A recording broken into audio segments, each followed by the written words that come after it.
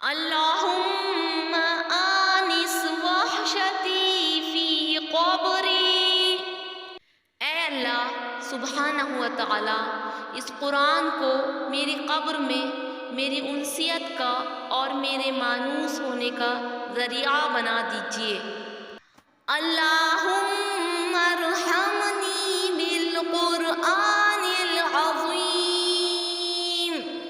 اے اللہ سبحانہ و تعالی اس قرآن عظیم کے ذریعے سے مجھ پر رحم فرمائیے۔ وَاجْعَلْهُ لِي إِمَامًا وَنُورًا وَهُدًى وَرَحْمَةً۔ اے اللہ سبحانہ و تعالی اس قرآن عظیم کو میرے لیے امام بنا دیجیے اور میرے لیے اس کو نور بنا دیجیے اور میرے لیے اس کو ہدایت کا ذریعہ بنا دیجیے اور اس کو رحمت کا ذریعہ بنا دیجیے۔ اللہم ذکرنی منہ ما نسیت۔ اے اللہ سبحانہ و تعالی جو میں اس قرآن میں سے بھول گیا ہوں اس کو مجھے یاد دلا دیجیے۔ وعلمنی منہ ما جہلت۔ اور قرآن کے جس علم و حکمت سے میں ناواقف ہوں اے اللہ سبحانہ و تعالی اس قرآن کے اس علم و حکمت کو مجھے سکھا دیجیے۔ ارزقنی تلاوتہ آناء اللیل وآناء النہار۔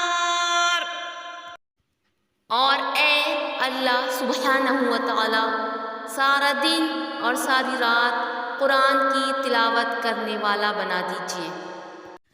وَاجْعَلْهُ لِي حُجَّةً يَا رَبَّ الْعَالَمِينَ۔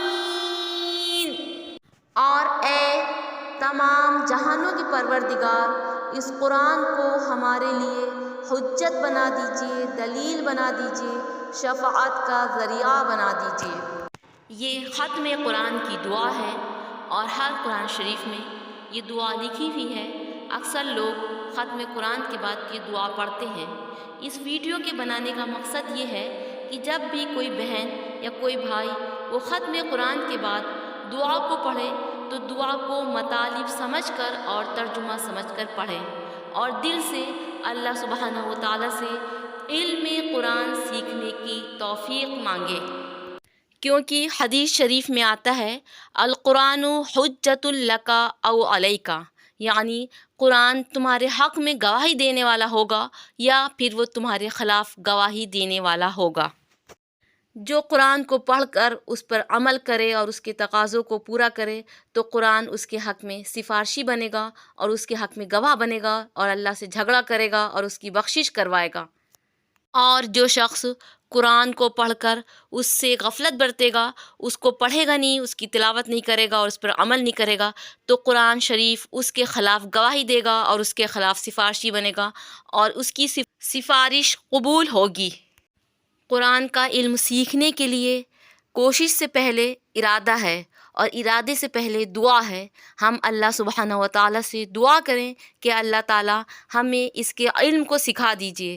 جب ہم اللہ سے دعا کریں گے پھر ارادہ بنائیں گے اور پھر کوشش کریں گے تو اللہ سبحانہ و تعالیٰ قرآن شریف کا علم ہم کو عطا کرے گا، اور یہ قرآن ہمارے لیے بلندی درجات کا سبب ہوگا، دنیا اور آخرت میں رحمت و برکت کا سبب ہوگا اور آخرت میں اللہ کے عذاب سے نجات کا سبب ہوگا۔ اللہ سبحانہ و تعالیٰ اپنی اس مبارک کتاب کو ہم سب کے لیے رحمت کا ذریعہ بنا دے اور اس کو ہمارے لیے سفارشی بنا دے۔ وما علینا الا البلاغ، والسلام علیکم ورحمۃ اللہ وبرکاتہ۔